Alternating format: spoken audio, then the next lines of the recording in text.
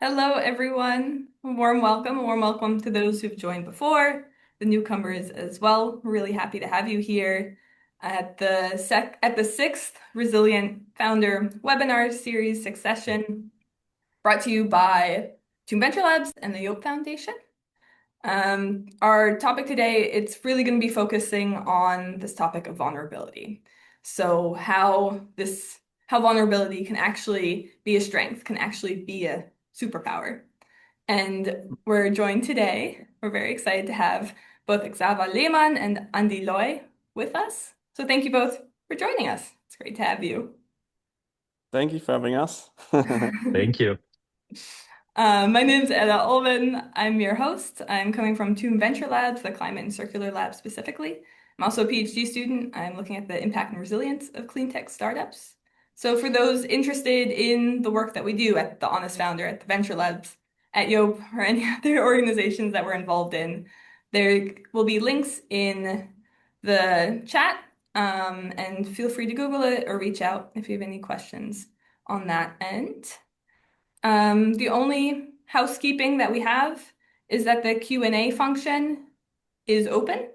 So for specific questions, it would be great if you could drop those in there. The chat is also open as people are already chatting, so that's perfect. Feel free to use those if you have any comments or reactions on that end.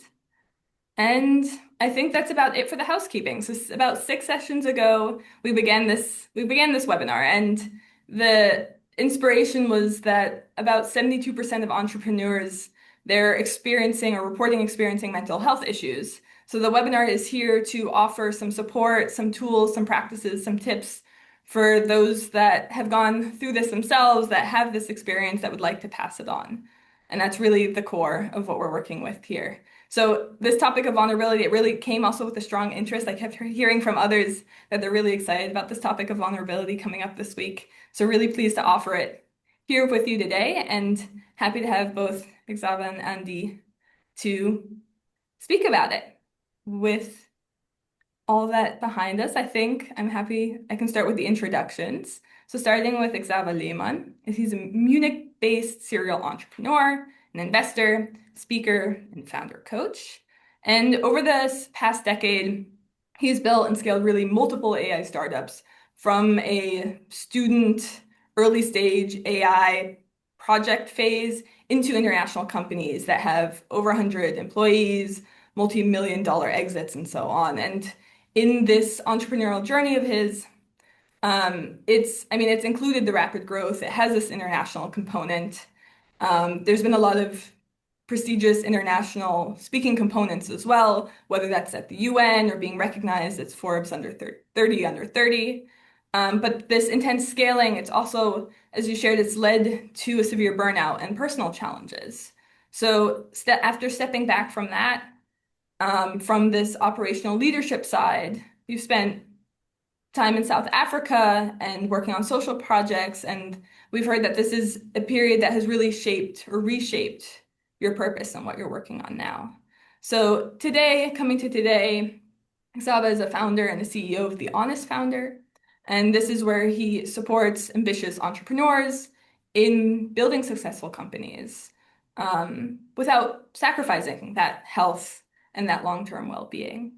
So thank you, Xaver, for joining us. It's great to have Thank you. you. Honestly, I couldn't have said it better. That was a good summary. Thank you. Perfect. And Amazing. to you, to those who haven't met you before, a brief intro just in case, and it's also very important to share. So Andy is an entrepreneur, an impact investor, and the founder of Conox and co-founder of Yope.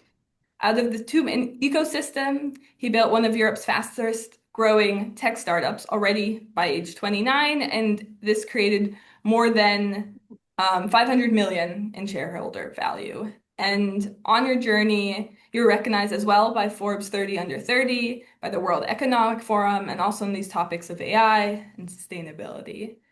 And as an impact investor and a co-founder of Yope, focusing on conscious leadership, purpose-driven projects, and really about this meaningful social and environmental impact. So Andy, as always, it's a pleasure to have you. Thank you so much for being here. Thank you. And I'm just thank you, Anna, for always like guiding us through the session, initiating that from the TUM side. I'm just very, very grateful. And yeah, I'm super excited to have Xaver today here to speak with me, because I see like there's a little bit of a mirror, right? That there's so much, like we just met after each of us had a burnout, but we were actually in the same ecosystem, having similar kind of similar stories around building our startups and yeah, raising VC money and what it means. And no, I'm just super excited that you're here today. And yeah, and we have the topic of vulnerability, and I wanted to just quickly share a little bit of my own reflection on the topic before we dive before I hand over to you, and we also learn a little bit more about your cool new initiative, the Honest Founder, which I just love. Even the name is just so amazing. Because I think that's something that I learned a very hard way, the very hard way, right? So because I think vulnerability is also meaning you are in alignment with your own emotion and how you feel. And so what I thought always when I was in my 20s, like building Konux and trying to scale as fast as possible and just trying to kind of not deal with my emotions, right? Because I thought there's something, this is a weakness, or even talk about emotions. And I think in my case, I really lost that connection. So what and I mean my heart burnout, my sinus node anomaly, which I had, I think was more of the physical nervous system kind of I would say damage that led to. But in my own healing journey, afterwards, when I had to step back as CEO and chairman of Connox for 29, I had like my own realization after really healing my physical body. I felt like I really went deep into that mental and emotional kind of, I would say, um, healing aspect, where I learned how good it feels just to be honest, how good it feels just to be, yeah, to also to show and open up and show yourself vulnerable. And then when I went back 3 years later to Connex, where I actually gave the promise to the leadership that I will always like speak what I feel, in that sense of when I feel there's a disalignment, when I feel like I don't feel safe with that decision, I don't feel safe with that, or I'm just not feeling too good today, right? Just the acknowledgement. It was for me like complete shift, right? That simple thing. So I would love to learn from, or the audience to learn from your experience, and also how to help the next generation of founders that you're coaching now with the Honest Founder program, on how do you help them dealing with that aspect of vulnerability. Yeah, thanks for sharing your story. And I think it's quite crazy that a lot of founders go through the same cycle, I would say, right? Like Mm, we are kind of in this mindset of building something great, and then kind of you reach that certain point that you always wanted. And then instead of, like, for me, it was an exit. For me, you went out of that company, but you still have significant shares. But like at some point you felt like I reached the point where I always wanted to be. And then instead of being super happy, at least that was my experience, mm, you went into like this burnout phase, depression phase, where you felt exactly the opposite. And I still know the point in time when we went to the notary, and then a lot of friends called me up and sent messages and congratulated me, and I was just feeling the worst in my life. And it's kind of contradicting, right? Because it's been always kind of your goal to build something big, to be financially free, and then you reach that goal, and then all of a sudden you feel like really bad, and you don't even know who you are and what's going on. And I think listening to other founders and speaking to other founders, it's kind of very similar stories, and that's quite interesting to see. And but it also, for me, it was actually really helpful to know that I'm not the only one that goes through this journey. And through that, you could actually also like ask people, hey, what did you do in that kind of situation? What helped you the most? And what kind of, even really specifically, what kind of doctors do you actually have to go to? Because burnout is something that you can't just cure within a week or so, right? You can't just take tablets and then it's fine. It's more like an identity crisis, which is not like cured by medicals. It's more like cured through time and through acknowledgement and through um, looking back and see everything that you've achieved. So it's been quite a challenge, but also something very positive when I look back at it.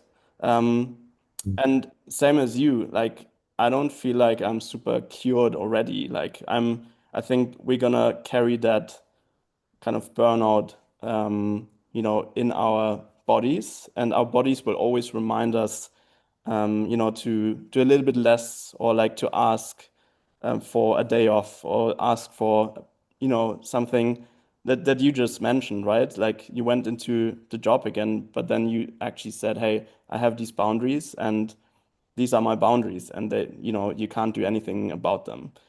And this is super positive, I think, because back then when I had the burnout, I was feeling really depressed and I was feeling very negative about it because I thought, why does my body not allow me anymore to perform? But now I see it as a strength because I feel like my body's telling me beforehand already if that's going to be too much. And I have to be really honest now because yesterday I had 3 coachings, and typically I never do 3 coachings in one day. And after the second coaching, I was feeling really overwhelmed because coachings are really stressful because I want to give it my all, right? And then I had to shift the third coaching. But like I would say that a couple of years back, I would have never shifted a coaching. I would have never shifted a customer call or something like that. But now I just do it and I don't feel bad about it because I'm really honest about it. And I say, I don't feel well. I've had this experience in my past. I have had this history and I have to shift it now. And so vulnerability is a strength, and being honest and being direct is a strength, in my opinion. Yeah, and I think this is so powerful because ultimately what you're saying, what I hear is also, I mean, now I would say you are in service of other founders, right? To give them the best possible journey or experience they can have, right? And I think this is what you're doing in this coaching and investor role that you are having. And I think the honest truth is also, if you're not feeling that your cup is full, how can you be fully of service, right? How can you be Yeah. fully there for them? And I think it is actually also a kind of an self obligation that, but also when you lead, right? I think kind of that being honest when we don't feel well, right? When we had a very bad day, when we had something, our relationship in our private life, right? Life is one, so there's this different aspect, and then we go into our management meetings or a C-level meetings, and we have a very bad mood, right? Then it's um everybody will feel it. So instead of like just saying, hey, guys, I feel I had this family situation. I feel very bad today. I'm sorry. I really need you to kind of hold the space to take leadership today because I cannot. And I think this is kind of I had this mantra when I was 20. I have to be the CEO. I have to own every meeting. I have to. Yeah. And so this was so much in my ego, right? That destroyed me, but it also didn't help the company, nor did it empower other people to step up. Because every time you show vulnerability as a leader, I think for me, what I learned is you will see the leadership in other people so much more clearly because you give them actually also a chance, right? And I think this is the same thing. If you go into an investor meeting and you see that the human who is like red eye is like or being now sometimes on the other side or on both sides, right? It's like you have this red eye, like totally like overwhelmed, tired human, just kind of trying to punch the pitch into you, and you're like, I Yeah. hope you get some sleep tomorrow. It's like that's the only thing that's kind of present, right? Because we every interaction we radiate our inside out, and I think this is kind of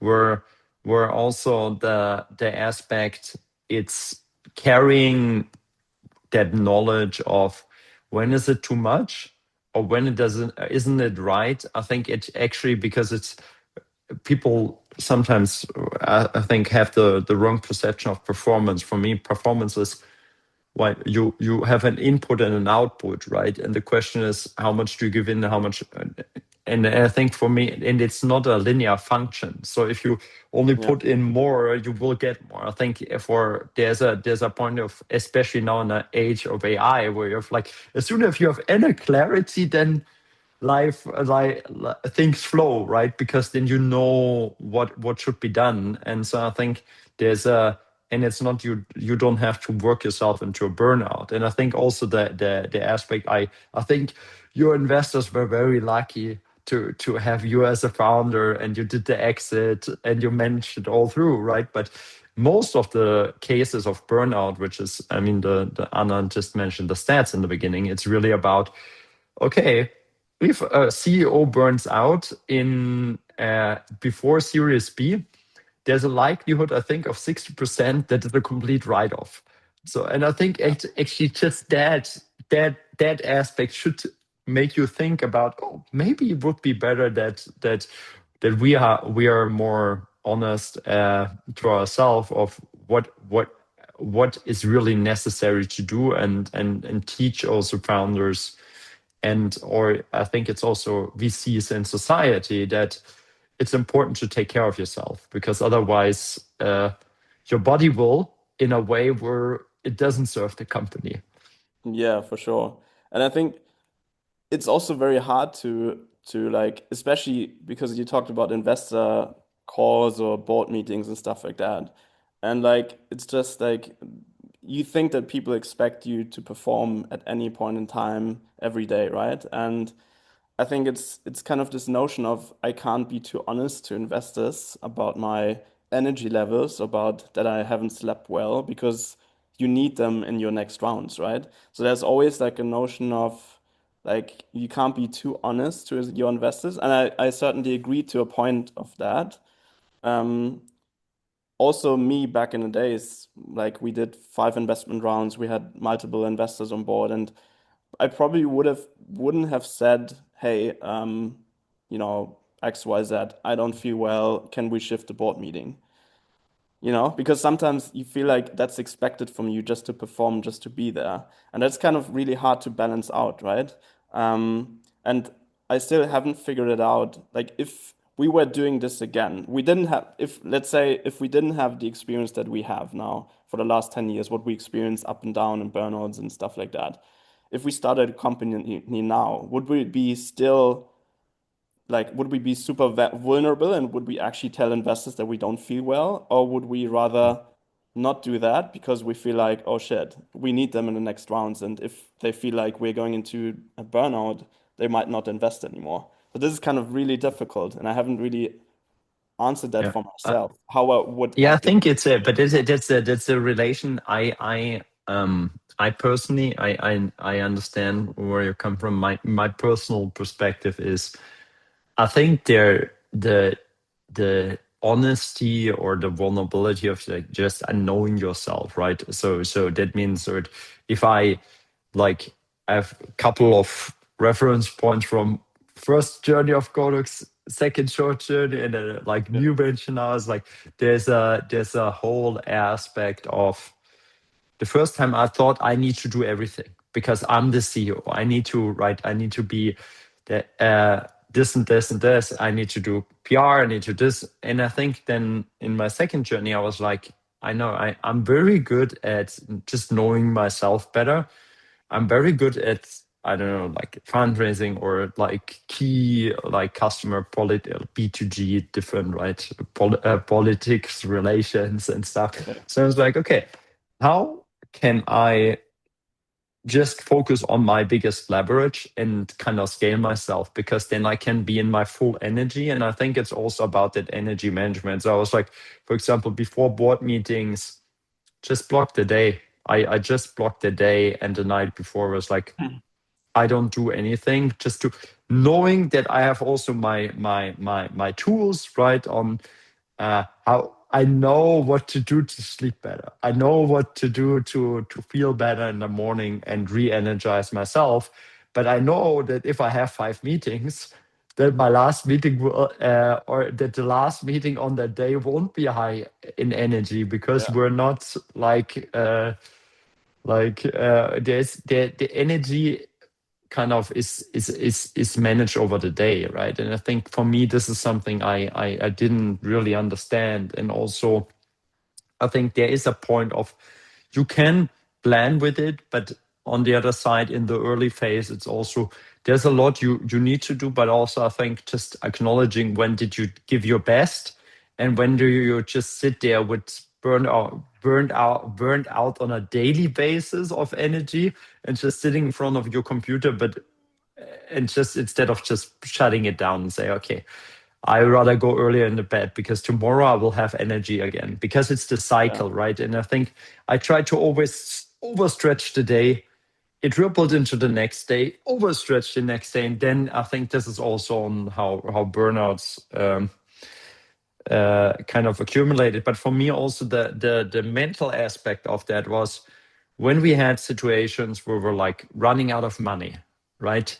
How, and this is also for vulnerable, like how, like that makes you as the CEO feel very bad, right? This feels the pressure. I know, Yeah. in my Series A process where I was coming to the office, and I had like a month of runway, and I had like personal liability, everything. Like in the worst case scenario, I was like looking at the people, and I was like, shit, when will I tell them that they won't have a job, right? And they just joined us. They moved cities, they moved families, and I was like that burden, that responsibility, just that kind of took my breath, right? It's like running with a chain and with a big rock behind you, and so it kind of, and this is kind of a mental downward spiral that I had a lot, where I was like, I can't tell anybody because if I always like, and I can't talk with anybody about that because I need to still show that I'm strong. I think this is where support systems I learned help a lot, either coaches or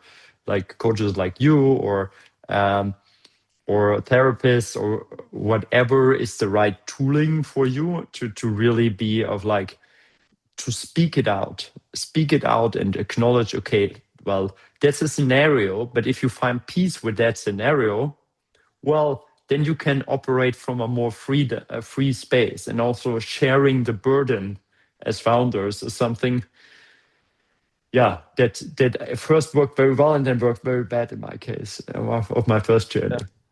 Yeah, I completely agree. And like I've been talking to a lot of founders in the last months because of the coaching stuff. And what I noticed, there's always this big difference of first-time founder and second-time founder, right? And I think we can look at us and see like, okay, how do we actually kind of build the second company compared to the first company? And I think what I would like to see is actually that you don't have to build the first company in order to be so much more experienced to build a second company in another way, right? Mm. How about you build the first company like you would build a second company? And I always try to try to coach founders. The most difficult thing is I think you can tell people everything that you've learned over the last 10 years, but still they wouldn't apply Mhm. it because some of the mistakes you have to do on your own, right? Yeah. And but how do we make sure that if we talk to first-time founders, that they don't make the same mistakes as we did and run into this burnout situation and struggle every day? And you talked about delegating some stuff because all of my clients are, I think, except for one or two, they are first-time founders and they all do the same mistakes. Even though I tell them, hey, like look at your calendar for the last 2 weeks. Um, we check everything that he did, and then we eliminate, we delegate, and we try to make your a priority into the company. Like you should only be focusing on the most important things, on the strategic things that bring the company forward. You shouldn't do invoice management. You shouldn't talk to your tax advisor. You shouldn't, do all of these things this needs to be done by employees, or you eliminate some of the task, or you delegate it to your tax advisor. Or there's so many things that you can do, but it's still hard because like as a founder, you just think that if you do it, it's going to be better. You know that I think every founder knows this notion of like, hey, I've done it for the last 12 months. I know exactly which bills do you need to go in what folder, which, phone calls to take and stuff like that. But I think you need you need to trust your people to actually be able to do that for you. And then this frees up for so much of your time and energy that you can actually focus on the most important things. And I think that's been one of the challenges that I've seen over the last months talking to founders, telling them exactly what they have to do, telling them they have to delegate, telling them they have to eliminate some of the tasks. And somehow they do it, but still they go back to their old cycle and take on more on board. And then marketing, someone leaves and then they have to do marketing. And like, in my opinion, as a founder, you should do fundraising, cash flow management. You should do the most important deals, sales, and you should hire the best people. And perhaps as a fourth point, making sure that energy stays up and you're staying healthy. And all the rest should be delegated, eliminated, whatever, right? And Mm. I don't know how you do that. Like now, of course, you've got so much experience over the last 10 years. But what would you tell first-time founders that they actually don't do the mistakes that we did in the past? And perhaps some of the things that we did were necessary for success, right?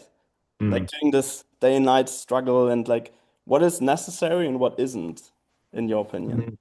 No, I think it's for me. I think you're pointing out something super powerful. For me, it's what is necessary. It's still necessary to make some experience, but how do you let somebody experience something? Whereas, like, this is where I think coaches are just super valuable, right?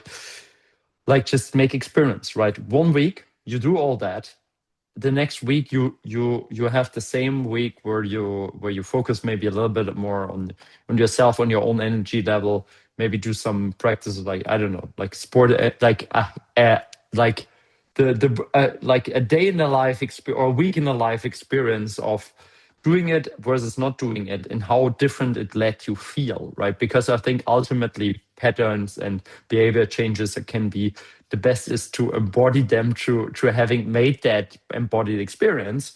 Um, and I think that is one aspect. And I think we all need to learn to a degree our own lessons.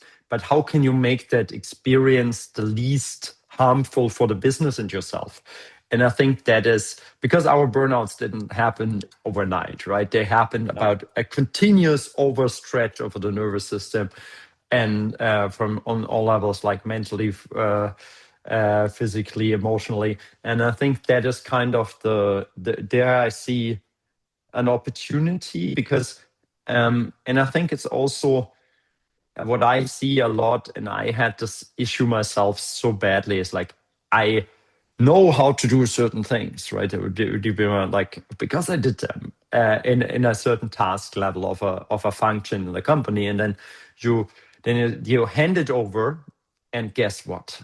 It will be done differently, and Yeah. that's not even wrongly, not a different outcome, but just differently, and that triggers inside you. It's like, who I gave you the trust, you're doing it different. Like it's like there's all that mental kind of clutter that is inside you because it's different. But I think the trust is first given and then it's earned. But I think if you give somebody a very clear expectation, I was very bad in expectation management because my mind was going, okay, I want this, and before, when you do it yourself, right, you navigate like this. But once you really get good people, and it's about the expectation and aligning on that expectation.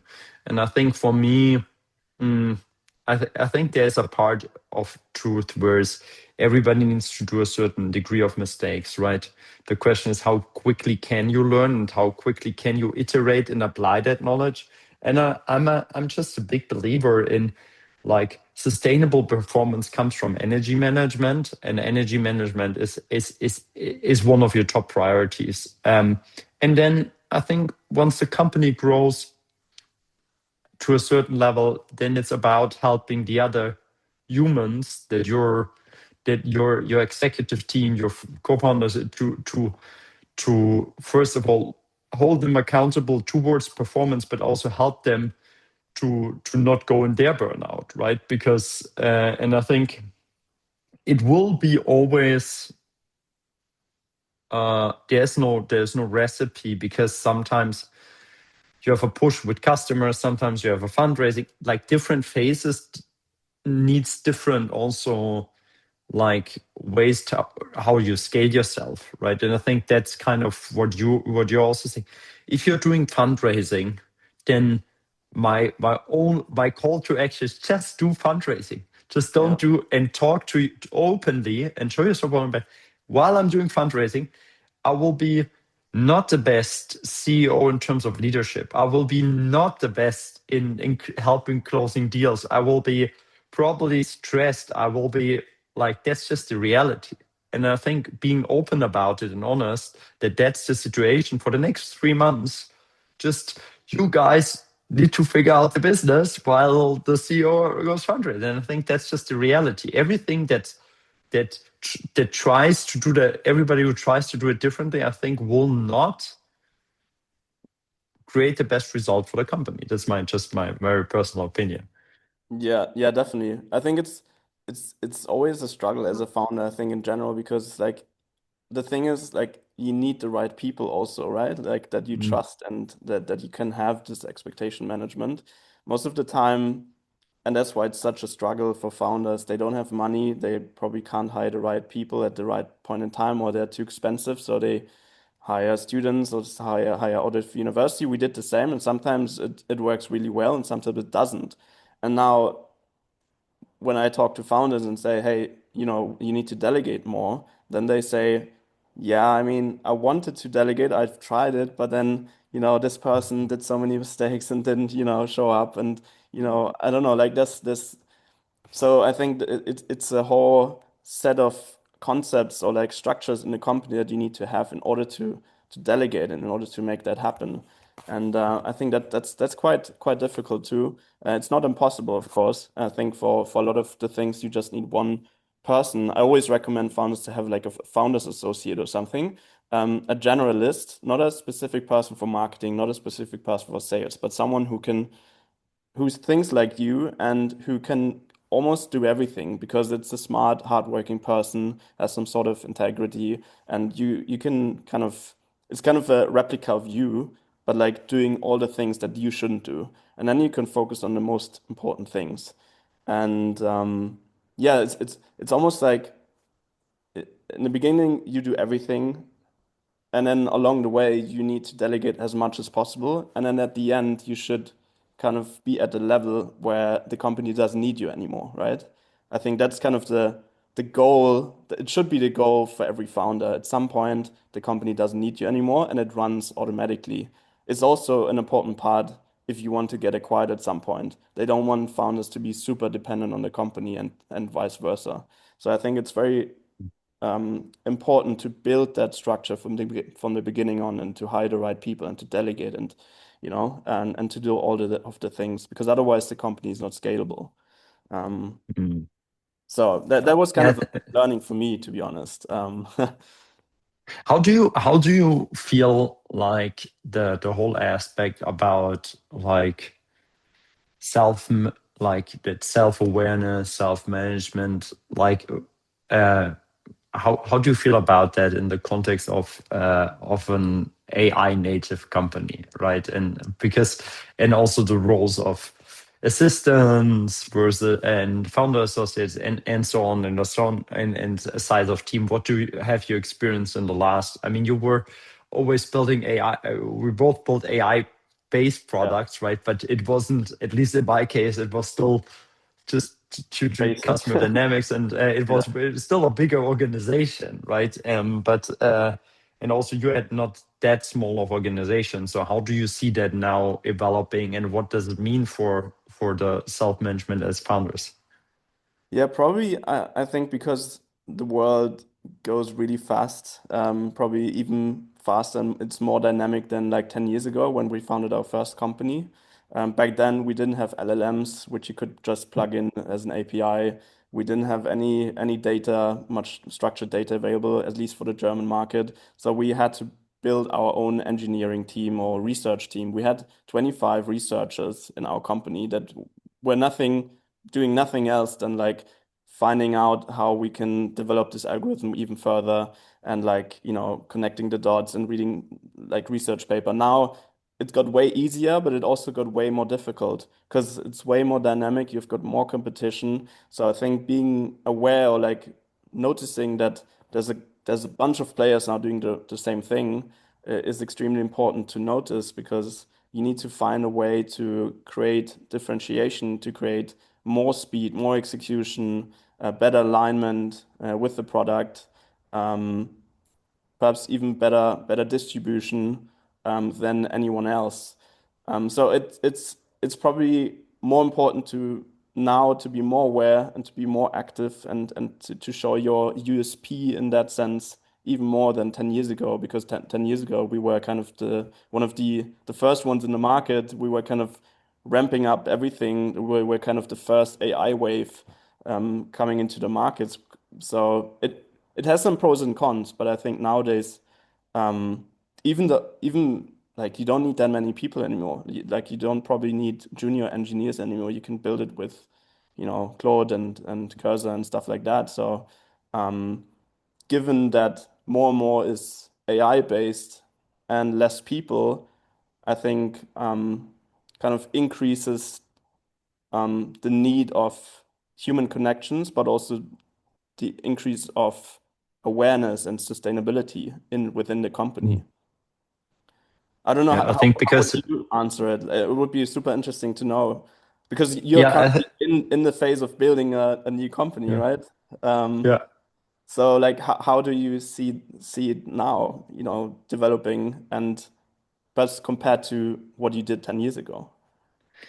Yeah, I think if from is I think the I was guided by like when Andy Baker and Michael Baum and stuff who built like this big like Silicon Valley based companies and been on the like for when Google was building and there was always about right? You fundraise in people, right? You fundraise and then you get the best possible people and they build a company. And you for sure you need a lot of people because it's big. Then it like scale was measured in the amount of people. I think this was a big difference from today. I think now it's I think with people it comes complexity. People because we're humans, so we all are different. Difference is beautiful, but also it's kind of you need to navigate everyone's like everybody's emotion, everybody's like then it's just different, right? I think in terms of and then also the old playbook of you hire VP of sales. This is how you ramp up your sales force distribution. Everything was different, right? I feel like building a company now versus 10 years ago is so different that it's like you need to really be sure that you unlearn everything Yeah, that's and true. I think this is also when people are here. I mean, I think B2G distribution hasn't changed that much. That's the only thing. Everything else probably has changed a lot. But I think you just need to rethink about like what is really necessary because through the different agents you can actually get all that things done that you perceive as important. The same as market research stuff. I know it's like how many customer exploration calls and stuff we did, and just to get a glimpse of market data, market size now can be done one day, right? Yours like even target persona clusterings, or when you get customer feedback, how you automate it into product roadmap. I think just the world has changed so much that the tooling is different, the operating model of a company is different. So I think everything is different. So the one thing the two things that remain is for me fundraising is a human thing. Just like when you have that fundraising Yeah. bot that fundraises for you, call me up, I It's will never buy gonna it. work. It's like I will be the first customer. Oh, like I'm so happy about that. No, but the second part is that inner clarity, because if you know what's important, then you give, like now when execution becomes light speed, clarity of what is important for the company and you and the team becomes more like relevant than ever before. And I think for me, it is like, I feel like sometimes there's a week of limbo where I'm like, we start as like, this is the focus. And then where it's like, would there have been a little bit more, like, I would say, more mental clarity? It would have been yeah, so different. It would have been so like we could have saved a week, right? And I think also sometimes with going to a running half a year in the wrong direction, I think you will like the pace of things of you hopefully you iterate weekly or daily, but that means also you need to have self-awareness of when are you, and be honest to yourself and show yourself. I was like to the team, I was like, I really thought that would be the thing. I feel very sorry, but I think we just wasted that week. I think that's kind of also where the human factor becomes much more important. I mean, this was a long answer, but these are kind of my own reflection. And yeah, I also see there's different a lot of questions. We Exactly. can I'd ask you guys to maybe start the Q&A a little early because there's some big questions in there. If you're okay starting with it now. The first one that yes. came in, wonderful, thank you. The first one that came in was at 11:30 today. It was on the topic of delegation, so delegating these different tasks. And they shared that they're currently a small team. Everyone's working already 9 to 5. The energy is high, but they're not really sure how to keep it up. So they share a little more information. They're saying they bootstrap now in product development and deep tech, and they're currently fundraising. And now the question is, should we delegate ASAP after fundraising? Because what it's connected to is they said you mentioned it's sometimes hard to get delegate when you're not sure what kind of talent the first hires will be. And they're looking at the details of this side of Yeah. things, like the product matter. I guess it's relating to the things I said or we said, Andy said it too, I think, in the early days. So I mean, so yeah, I think like once you like you can't delegate fundraising, right? You have to do it yourself. Once you fundraise, once you have some money in the bank account, you have to really see where like which hire provides the most value now, because then you have cash. You can hire actually someone who can take over some tasks. And depending on, I don't know where kind of this company is, small teams are probably like pre-seed or seed or something. I think at that stage it's really important to have still like some generalists who can do a lot of things and not just pure marketing or not just pure sales. If you have, I don't know, 3, 4 million, if you're raising 3, 4 million, you can hire specific people for specific departments. But for now, I think the most important thing is look at your calendar, look at what drains you the most, which tasks need to be done by you, which tasks can be delegated, and then hire one person that takes over all these tasks at once.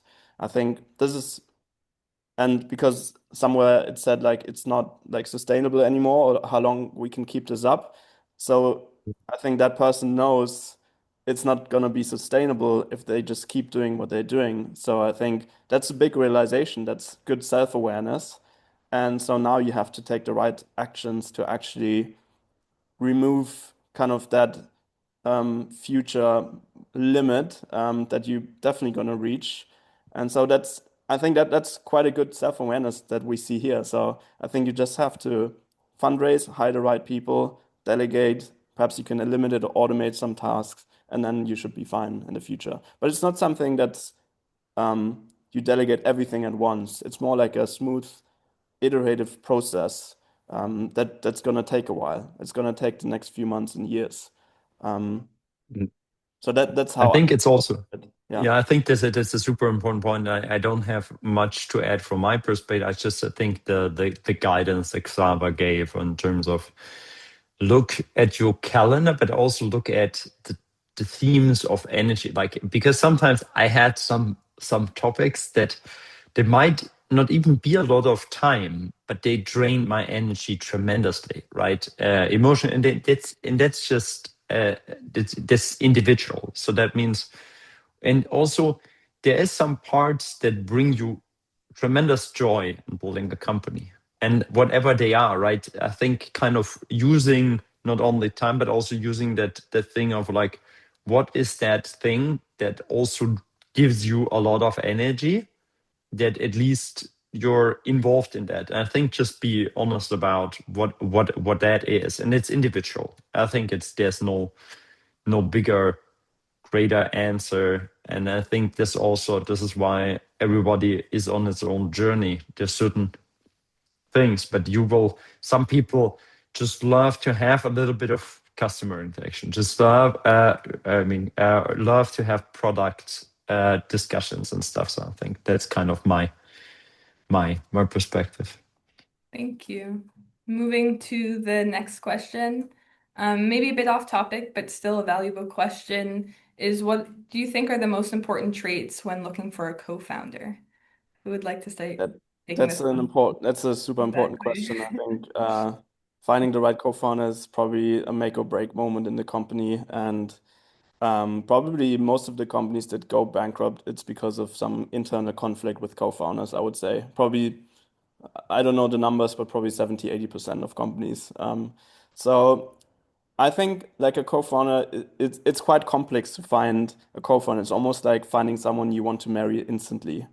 Because like founding a company is like being in one boat for the next minimum 5 to 7 years, I would say. And what you look for, what you should look for is, of course, like the obvious stuff, like the person needs to be hardworking and smart. But I think the most important trait, what you should look for is a person that has some sort of integrity and some sort of like respectfulness in that person. So the best co-founder is, in my view, someone you've known before. You've worked, for example, with that person over a couple of years already, because you know how that person will react when something goes bad.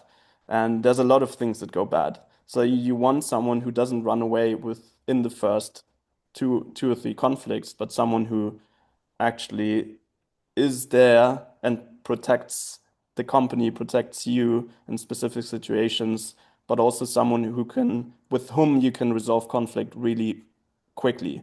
And it's, I think, similar traits to not the hardworking and, the smartness stuff, but to finding a partner in life. Like you need to resolve conflict really quickly, and you need to move on and be respectful even in conflict situations. That's what I would say.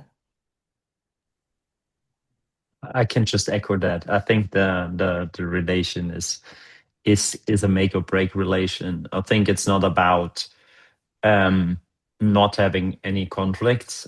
I think it's important to have conflicts because it shows that you have a diverse set of opinions and perspectives, and I think that's diversity. That's important. But as I said, the time to realign when things are disaligned is one of the key ingredients. It's like a very practical thing. Is like if you see that number on your phone or on a Slack, or the name on your phone on a Slack, and you're like, you want to read it. You're just very happy to see that name. That's a very good sign. And then also when that is the general mode, that means you're kind of excited in your relationship towards that human being, right? It's an indicator. And then once you feel like there's a disalignment, that you kind of be take the responsibility and leadership to call it out and say, hey, I think there's something in between us. Talking about vulnerability today, right? This is kind of that I have the feeling that we haven't been aligned, and just because it's a relationship, it's a daily practice that daily builds, it's daily tested. It's not something that's just amazing and forever amazing. As every relationship is a continuum of I would say not in a negative sense work, but it is a work that's so worth it, right? And I think that kind of working on that relationship and seeing this as something that is nourished and grows. And yeah, I think that I just love and I love what you respond, Xaver, because I think that's so important. How to find the right person um, is always the most tricky one, but I think you find each other. I know this is a little bit fluffy, but this is usually how I have seen that happening every time. And if it doesn't work, act faster than slower.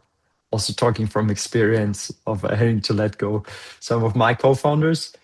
Um, and it's not because they're not good, right? It's because you're just not coherent in your together.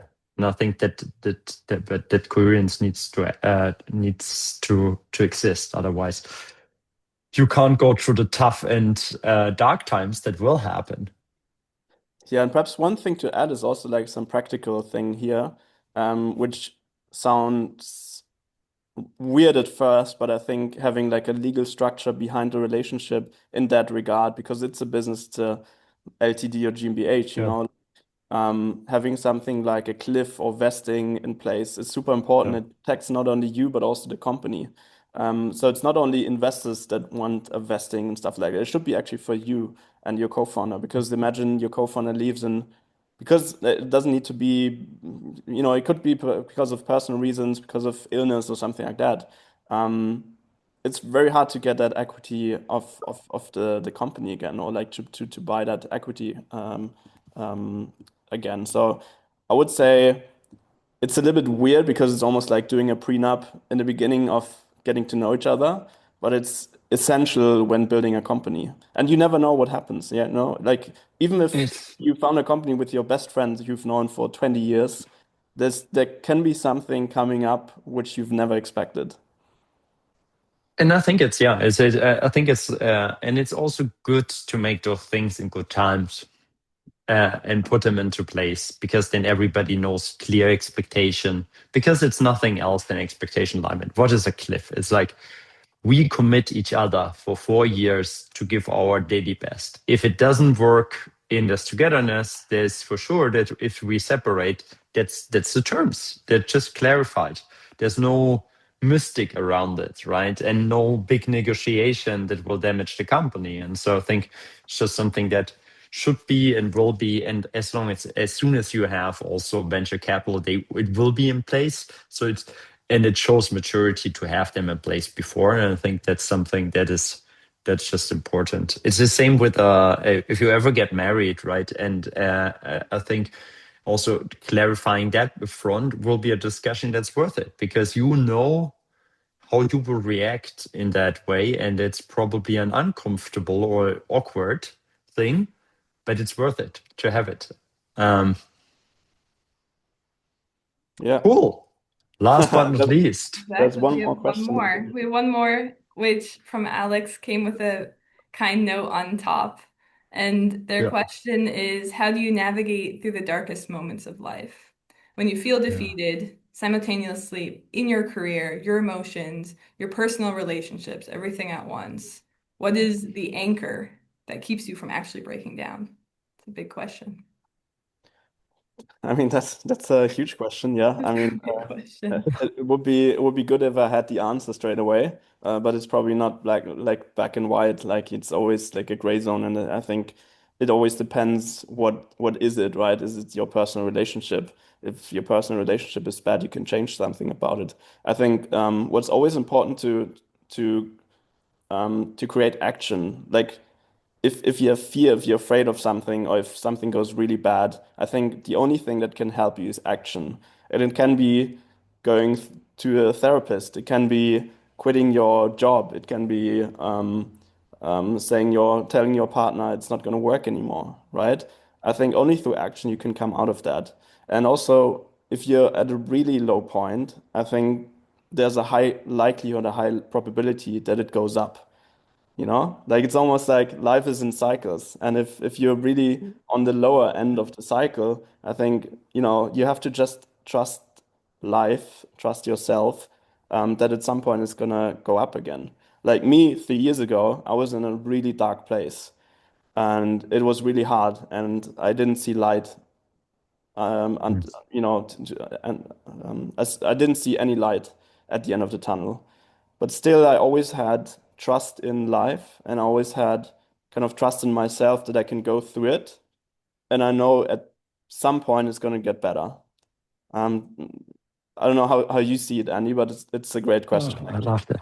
I love that. It's like the Buddhist mantra of like the one who has health is the one who has hope, and I think that's the truth, right? If you don't have hope for a future, right, then probably that's rock bottom, and then you're and I think I went through also. I mean, my life was also like a crazy sinus curve with very big highs, very deep lows. And I think when you're at the bottom, right? And I think the bottom, just giving you my personal what I felt, right?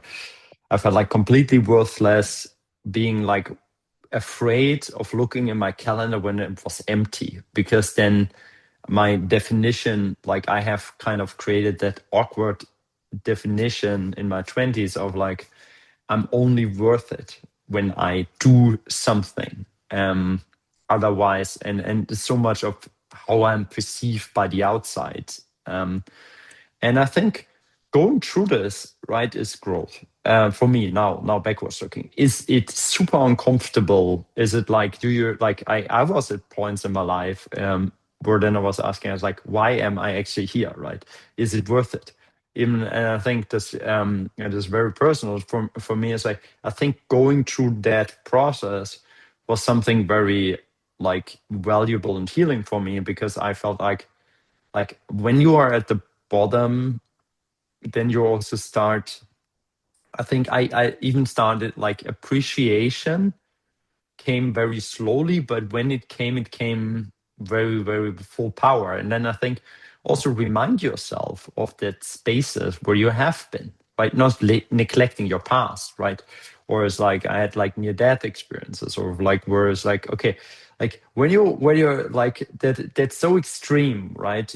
Because that's the foundation of that of our life, right? To be alive. So when you challenge us like, oh well, actually, even if the day is shitty, I had a fight with my partner. The business is going down.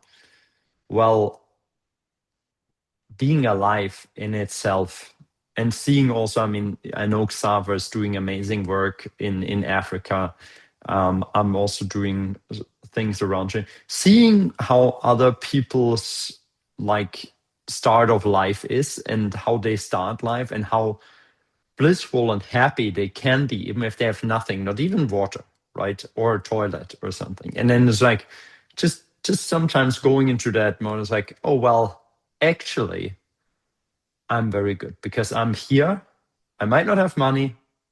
I but I in general I have a physical healthy body. And with that, I can, or at least half healthy body. I know I can kind of work myself out of there. And I think kind of I'm a big believer that we are the creators of our own destiny, right? And we are in the power to create the life that we want to live. And I think this is comes back to what Clara said. It's like taking action. Action can be something small, right? Even in a relationship where you haven't said to somebody, I love you, right? Because you don't love yourself and you cannot express that. It's like, just give it a try. Go into front of the mirror. I had a very like personal thing. I was like, for 1 month, I was going every morning in the mirror, to the mirror and trying to say, I love you, right? I couldn't look myself in the eyes. So it's like, it took me a month to create self-love in a level where I can say, even I like you was difficult. To look yourself in the eyes and say, I like you, right? And I think kind of there's so many cool things out there that help you rewiring your brain into a more positive state. And I mean, life gives us challenges. We will lose family members. We'll lose, like, all of that is part of life. But I think all in all, when you, it's your even responsibility with that gift to define it in a way and shape it in the way where you create appreciation. And you don't have to feel it, but you can create that feeling over time. Thank Couldn't you. agree more. Yeah, thank you, thank you. This is our last question since we're out of time at this point as well. But thank you both for being so honest, showing up to share about your vulnerability, about how it can be useful, how it can be a strength, for taking the time, being open to all the questions that came from the audience. Also, a thank you to the audience for opening up and asking those hard questions. This is exactly the platform to do it. So thank you. A warm thank you once again, from our end. And with now that we're out of time, one last sentence for the next session as well. It's already scheduled, it can be already registered for. It'll be on the topic of empowerment or power of alignment and positive focus with Sammy. I don't know, Andy, if you want to say a word or two about that. It'll be Yeah. on April 21st at the same time. Yes. No, it will be amazing. I think it's we will meet the person with the highest positive energy that I have ever been allowed to meet on the planet, and I think that's something we just wonderful and beautiful. And I also wanted to say a big thank you again, Anna, for always kind of bringing us together, holding space, and also Xaver, and for everybody who's listened to that either live or on any other platform, check out the Honest Founder. Knowing Xaver as personally, he's really an amazing being, and I think I would have wished to work with you when I was in my first time. Same here, actually. No, thank you. Honestly, that means a lot, and thank you very much for having me.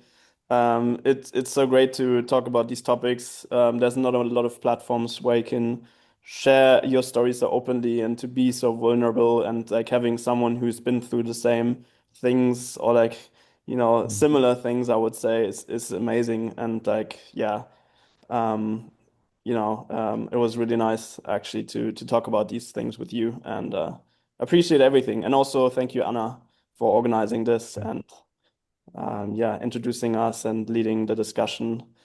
So thank you. And thank you all. Thank you, Well, and then take care, have a everyone. beautiful day, Take care. and see you very soon. Bye bye. Bye, Take guys. care, Thank everyone. you. Bye bye. Bye.